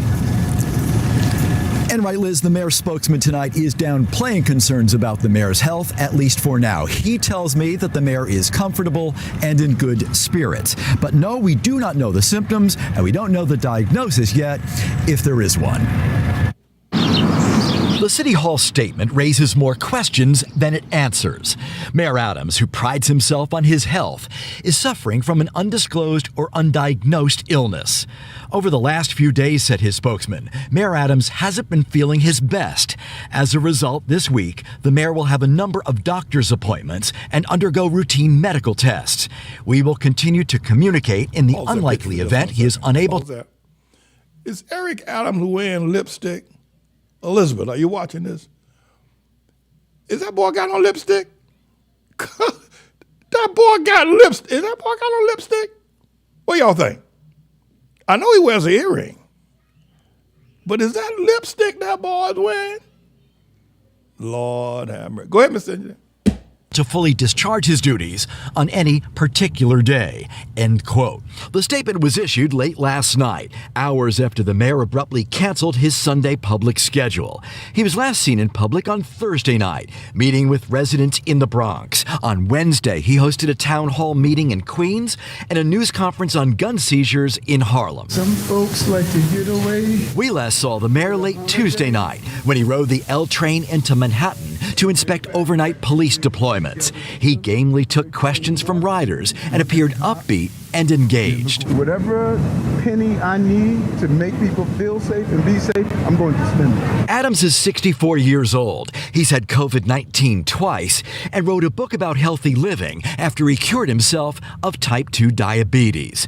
But insiders say he's under enormous stress, running the city while under federal indictment and preparing for a grueling re-election campaign. I'm going to connect with people the way I do. No one is going to outwork me. Day-to-day operations will be managed by First Deputy Mayor Maria Torres Springer. Under the city charter, public advocate Jumaane Williams would assume the mayor's duties if he were to become incapacitated. Right now, I want to make sure we're portraying as much confidence as possible in city government. I would say if it was me, I think the communication would be a little better. Just issued moments ago from his chief spokesman, Fabian Levy, who says in part, quote, I and numerous members of the team have spoken with the mayor today, and he's doing well. He appreciates the well wishes and continues to rest and work remotely. He has additional tests scheduled for tomorrow and a meeting with his doctors later in the week. Again, his public schedule's been canceled until further notice.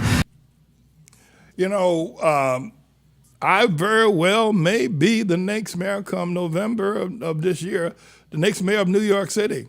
Listen, if Eric Adams could do it, I ought to be able to do it with both hands tied behind my back. So don't laugh. You need to tell your neighbor and your friends and my enemies, Manning might be the next mayor of New York City. Peace out, everybody.